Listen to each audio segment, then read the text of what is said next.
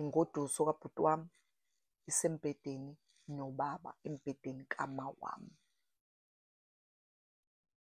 Sanibonani-ke ubongewelo Ndlovukazi, ngiza nendaba wena ozana nini endlebe inkanankana yesigaxa senkinga. Ngiza nendaba inkulu-ke le.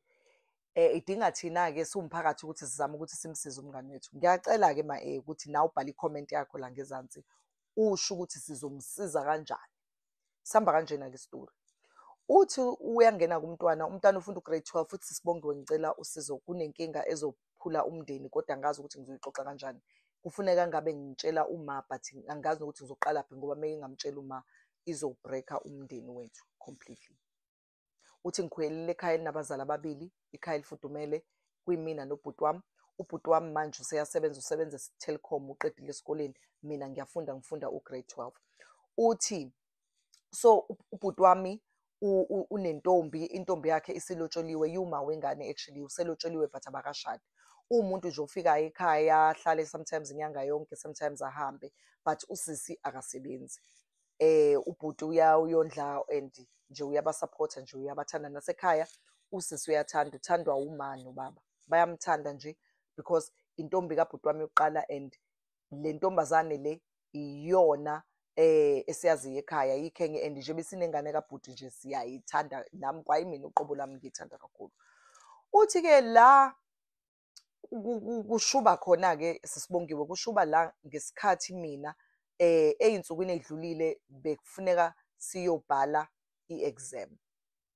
Uthi mangibhala i-exam esikoleni ngijwayele ukuthi-ke mangivuka ekuseni nje ngiyenzele ukudla ubaba, sometimes mengekho lo anti osizayo kube yimina owenzela ubaba ukudla ngoba ubaba urithayile phela.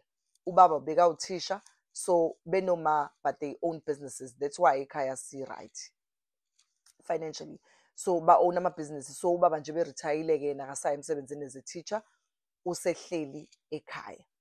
Uma yena still usameneja amabhizinisi lapha nalapha, ayastokhe izinto, so ujwayele ukuhamba ekuseni ayobheka ukuthi ibhizinisi lihamba kahle yini, abese yabuya during the day masebonile ukuthi yonke into ihamba kahle, bese beyaqhubeka bahlale nobaba.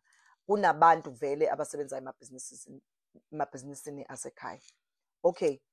Uthi-ke ngalelo langa-ke ngivuke ekuseni-ke usisi lo sizayo akekho bese ngiyahamba ubaba ngimbuza ukuthi uyakufunani ukudla, athi ubaba cha hayi akafuni ukudla, akanankinga, ngahamba ngizomenzela lithi mase ngibuya esikoleni. Ngihambe-ke nami ngiye esikoleni ngiyobhala i-exam. Ngalelo langa-ke normally ngiphuma ngo-3:30 esikoleni, but ngalelo langa ngiphume mangiqeda ukubhala nje ngo-9:30 ngibhala i-exam, by 12 ngiyaphuma esikoleni ngivele ngiphume ngiqonde ekhaya.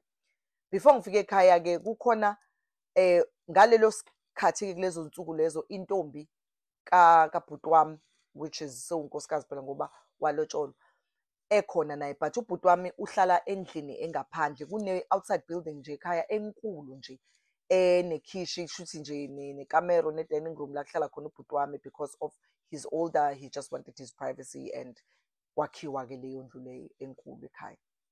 Okay, so ubhuti wami kuhlala noma wengane yakhe nengane yakhe la ngemuva, and abazali who approved because babengafuni ukuthi umzukulu wabo akhulele kude. So from time to time usisi uya-alternate between ukuza ekhaya nokuza kuphi nokugoduka kubo. Kuthe ngalelo langa-ke Sisibongiwe, ngalesikhathi sengibuya-ke esikoleni, kusho ngalelo langa ngibuya akekho umuntu owayengilindele ekhaya. Ngiyabuya ngiyangena ekhaya, ngingena ngasekhishini, mangingena ngasekhishini ngizwa ukuthi hayi kunabantu abakhulumayo. Ngicabanga ukuthi okay, imoto kama angiyiboni ngaphandle kodwa kusho ukuthi mhlawumbe uma ubuyile, ngoba kuyenzeka ukuthi mhlawumbe makayihambisile imoto ayise kwi-service abuye ehamba ngenyawo noma egibele i-Uber. Hayi mangithi ngimemeze ngithi hawu ma like ngiyamemeza ukuthi ukhona yini uma, because I was so excited ukuthi uma ubuye ngifika ekhona and ngibuye esikoleni. Bese ngiyahamba-ke ngijwayele ukuthi ngingene ekamereni labo ngingqongqoze bese ngivula isicabha ngingene.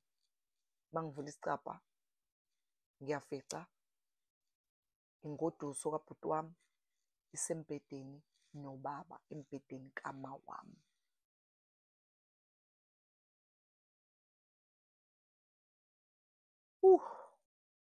Uthi Sisibongiwe ngisivula isicabha ngingakholwa ngisivale ngokushesha.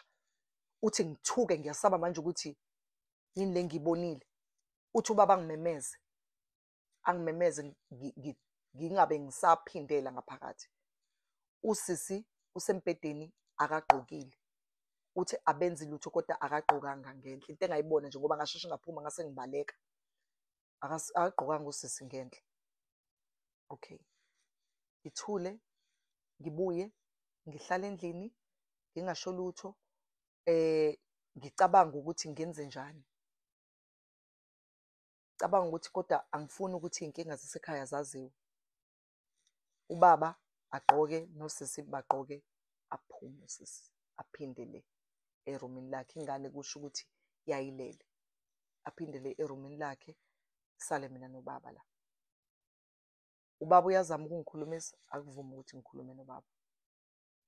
Azama ubaba ukuthi angikhulumise, akuvumi ukuthi ngikhulume naye. Ngehla inyembezi eze ngikhuluma naye. Eze zama ukungikhulumisa nje angikwazi ukukhuluma, ngiyakhala. Uthi abesethi ubaba, mntanami ubona into ebengamele uyibone. Ngiyaxolisa mntanami ukuthi kwenzeke lokhu. Akukhona lokhu okucabangayo. Kusho indoda yenza ingane isilima. Athi umntwana, baba ngifuna ukukhuluma ngale nto. Athi no, kumele sikhulume ngayo ngoba if singakhulumi ngayo mntanami, le nto meke yaziwa uma wakho nobhuti wakho, uzoshabalala umndeni wala ekhaya, uzophela. Athi umntwana, baba ngithi angifuni ukukhuluma ngale nto.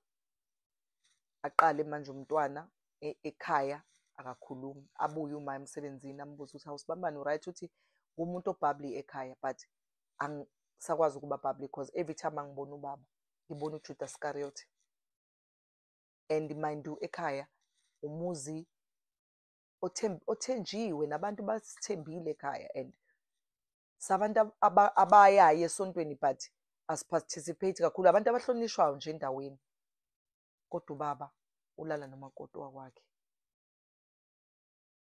Uthi mmeke ngatshela ubhuti Sesibongiwe, izongibulala ubhuti wami le nto ngoba ubaba nobhuti wami bayazwana.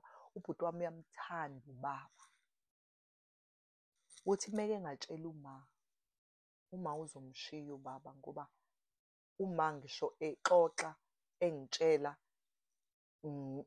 engireferensela ngokuthi abantu besilisa efuna ngithandane nabo, uhlale ekhuluma ngobaba. Ethi ubaba, mntanami ukhethe indoda efuze ubaba wakho ngobaba wakho selokhu ngathana naye akaze azangihluphe. Ubaba uwumuntu oyi-role model enkulu ekhaya nasemphakathini, ngoba wayedlale indima enkulu ekubeni uthisha nasekusizeni i-community nangala mabhizinisi esinawo ekhaya. Uthi Sesibongiwe, if I disclose the story to my brother and my mother, kuyoshabalala wonke umndeni. Angazi ukuthi ngenze njani. Angikhoni ukuhlala nasesifubeni sami, kodwa futhi angikhoni ukudila nobaba. Ubaba useyangicasula, angikwazi ukuthi angazomxolela kanjani kulesi senzo sakhe. Uyazama ukukhuluma nami njalo, umama kangekho, uzama ukuxolisa, athi ngeke ephinde yenzeke le nto, kodwa ubaba ngimthembi. And manje noma ngikhuluma naye phambi kwama, angisakhoni ukukhuluma naye ngenhlonipho ngoba ngimfice elele phezu kwey'ngoduso kabhuti wami. Sesibongiwe nabantu bakho, ngiyacela ningibonise ukuthi ngenze njani, ngoba izoqeda umndeni wasekhaya. Ngiyacela-ke ma-ene nimbonise umngane wethu, nimtshele ukuthi uzokwenza njani. Hhayi inkulu le, ithi ngaba nkulu ingazekeki. Hayi le ayizekeki le. Ngiyacela nimbonise ukuthi ingane yenze njani. Remember, umntwana ufunda u-grade 12, usemncane. So uma ukhomenta, zama ukuthi ukhomente ngendlela eqoqekile nenenhlonipho. Ngiyabonga.